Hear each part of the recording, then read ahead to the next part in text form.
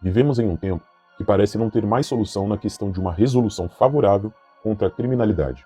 É só sintonizar em qualquer telejornal que somos bombardeados de notícias de o quanto nosso país está mergulhado em crimes e violência de todos os tipos. Para nós, acaba ficando aquele gosto amargo na boca, parecendo que não temos mais uma chance de uma vida pacífica, de que a polícia e os governantes não fazem mais a sua obrigação e de que maneira vamos criar nossas crianças em meio a tudo isso. Mas existe sim uma maneira, na verdade, algumas, que podem trazer um pouco mais de paz para a vida do cidadão de bem. Se é a melhor maneira, deixo com você dizer isso. Mas que tem funcionado neste país que vou falar, isso tem. E será que isso poderia ser utilizado aqui no nosso país também? Num dia, você vive no país mais perigoso das Américas. No outro, ele é o mais seguro do continente. Essa é a realidade de quem vive em El Salvador, após o seu presidente adotar uma rígida e controversa política anticrime. Mas como El Salvador conseguiu essa façanha? Seu presidente é mesmo um ditador? Ou seria o herói do país?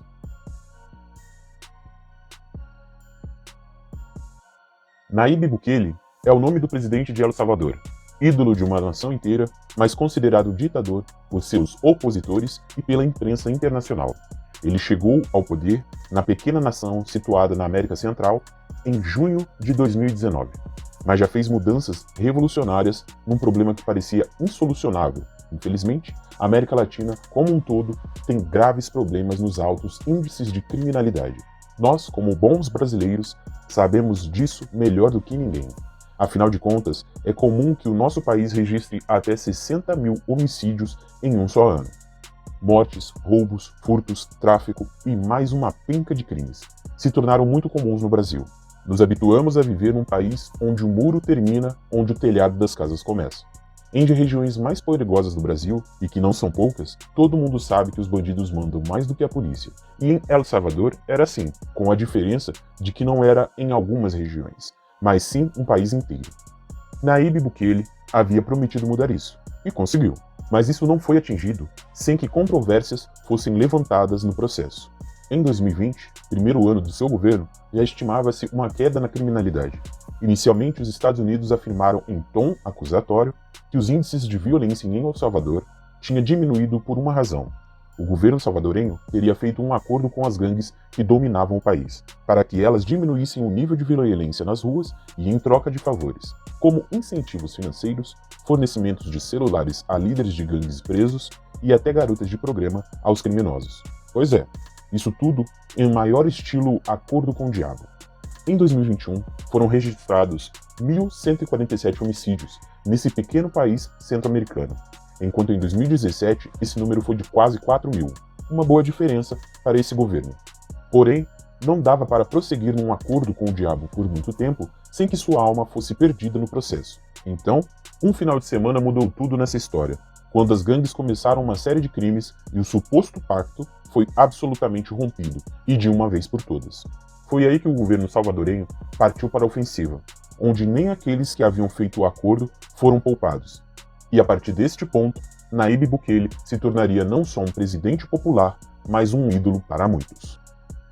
Um rápido pedido que vou deixar aqui é para você se inscrever no canal e nos ajudar a crescer cada vez mais. É rapidinho e não custa nada dar esse apoio. E para nós, gera a possibilidade de profissionalizar e gerar um conteúdo cada vez melhor para você. Se curtir o vídeo, deixa um like. E caso não curtir, pode deixar um dislike também, que não tem problema. Só não deixe de se inscrever e ativar o sininho de notificação. Pois se não for esse, com certeza você irá encontrar um vídeo aqui no canal que fará você abrir a mente e evoluir junto com a gente. Seja bem-vindo ou bem-vinda e desde já, muito obrigado.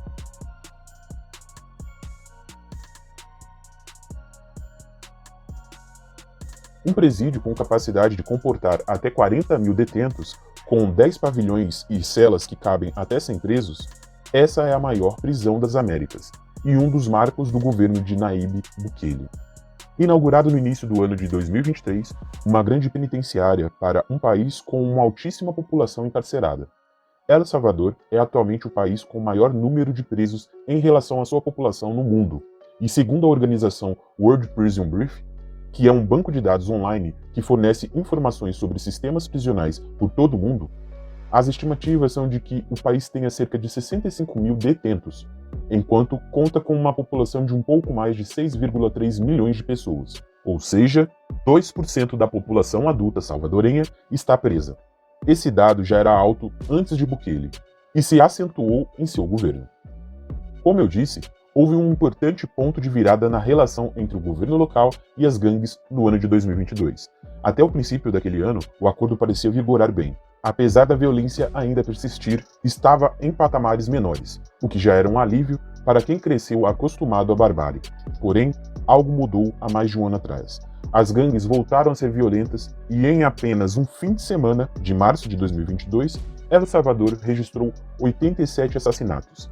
A imprensa local afirmou que aquela escala de violência no país era de responsabilidade do próprio governo, por ele ter rompido o pacto que mantinha com as maiores gangues. Sim, é isso que você ouviu. Segundo alguns jornalistas salvadorenhos, a culpa era do governo, e não de quem cometeu os crimes. Essa leva de vítimas era composta puramente por civis, que não tinham envolvimento algum com as gangues. Era trabalhadores e cidadãos comuns vivendo em seu cotidiano. Depois disso, a resposta veio a cavalo, e 2.000 pessoas foram presas em menos de uma semana, e dezenas de milhares de outras nos meses seguintes. Dali em diante, a tolerância com o crime se tornou zero, com prisões em massa, patrulhamento constante nas ruas e a combinação do uso do exército e da força policial na cidade, para combater a violência. Além disso, o parlamento salvadorenho concedeu amplos poderes ao presidente Bukele, ao decretar estado de exceção. Era para durar um mês esse regime, onde a liberdade de expressão, associação e circulação eram restringidos, e o sigilo das telecomunicações podem ser quebrado quando bem o governo entender. Também foi estabelecido que os presos não têm direito a um advogado, o que ajuda a explicar a alta taxa de detenção. Mas o fator determinante desse regime é a permissão de que prisões sejam feitas sem que um mandado judicial tenha sido emitido. Bukele afirmou que isso é necessário para combater as gangues que, ao longo das últimas décadas, passaram a controlar quase a totalidade do território de El Salvador. De março de 2022 até hoje, mais de 65 mil pessoas foram presas, em sua esmagadora maioria acusada de pertencer a gangues ou de colaborar com elas. Num período de 10 meses, 1 em cada 100 salvadorenhos foi preso. O regime de exceção deveria ter uma duração provisória de um mês, mas vem renovando constantemente desde então. Bukele não toma essa decisão de forma unilateral, pois quem aprova a extensão é o Congresso de El Salvador. Em 2021, ano das eleições legislativas e após 2 anos de um governo aprovado pela população, Bukele viu o Congresso do país ser inundado por deputados aliados. Afinal, a população gostava de Bukele, então votou nos deputados que ele apoiava. Assim, hoje ele consegue governar com ampla maioria no legislativo. Segundo pesquisas do CID Gallup, 90% dos salvadorenhos avaliam a gestão de Bukele como boa ou muito boa. Outras pesquisas indicam que sua aprovação pode chegar aos 96%. A insegurança, que há um ano era tida como o principal problema do país pela população, agora é considerada um problema por apenas 4% dos cidadãos entrevistados. Mas por que Bukele é considerado um ditador, mesmo sendo tão popular? Um tratamento hostil é o que recebem os presos durante a operação contra as gangues iniciadas há mais de um ano pelo presidente Nayib Bukele, especialmente no superpresídio com capacidade para 40 mil detentos. Isso é o que afirma a Cristosal, a principal organização de defesa dos direitos humanos do país centro-americano. Eles argumentam que torturas, espancamentos e até eletrocutamentos são corriqueiros no sistema prisional de El Salvador. Os críticos da política anticriminalidade de Bukele também afirmam que centenas de pessoas já perderam a vida nas penitenciárias locais. Em entrevista exclusiva concedida à BBC, o vice-presidente de El Salvador, Félix Ulloa, reconheceu que é possível que algum erro tenha sido cometido e que pessoas podem ter sido presas sem ter ligação com gangues, mas que uma operação anticrime deste tamanho pode ter consequências indesejadas. Apesar das críticas, a população anda sem medo nas ruas hoje. El Salvador era um país extremamente dividido até 2019, com alternância entre 2 partidos tradicionais desde 1993, até que surgiu Nayib Bukele. Eleito aos 37 anos, ele já havia sido prefeito da capital do país, São Salvador, antes disso em 2015, e lá começou a escrever a sua popularidade. Logo de cara, ele renunciou ao seu salário como prefeito da capital. Com 3 meses de governo municipal, ele já havia entregue 200 obras públicas e revitalizado centros históricos na capital do país, tudo como parte de um projeto de realizar 1000 obras em 4 anos. Como forma de tornar a implantação do programa transparente, Bukele criou um site para detalhar passo a passo de todas as obras. Nela estavam incluídas as imagens de cada projeto, a comunidade beneficiada, o valor investido, a fonte de financiamento, o número de beneficiários, os empregos diretos e indiretos criados e o período de execução. Como presidente, Bukele tem um forte apelo popular, conquistado desde a época das eleições de 2019, quando ele usou a internet, o grande trunfo para se posicionar como um candidato de respeito. Nas redes sociais, ele é um fenômeno absoluto. Presidente de um país com um pouco mais de 6 milhões de habitantes, Bukele tem 5,1 milhões de seguidores no Instagram. Em breve, ele será mais popular do que o próprio país. Bukele já se tornou uma forte figura política na América Latina, como um todo, com comentários em seus perfis pedindo para que ele, de alguma forma, vá salvar outro país da região, como fez com El Salvador. Ele tem ciência da própria popularidade, pois sendo formado em publicidade, tem um amplo conhecimento de como a máquina de propaganda virtual é a mais poderosa já criada. Em seu perfil no Twitter, ele ironiza aqueles que criticam ao seu intitular o ditador mais legal do mundo. Nas redes sociais, os órgãos de seu governo também são fortes. Por exemplo, o Ministério de Segurança contabiliza absolutamente todos os dias quantos homicídios ocorreram no país. Como você já deve imaginar, são vários dias em que nenhuma morte violenta é registrada. O programa de combate ao crime do presidente salvadorenho não para nem por um minuto.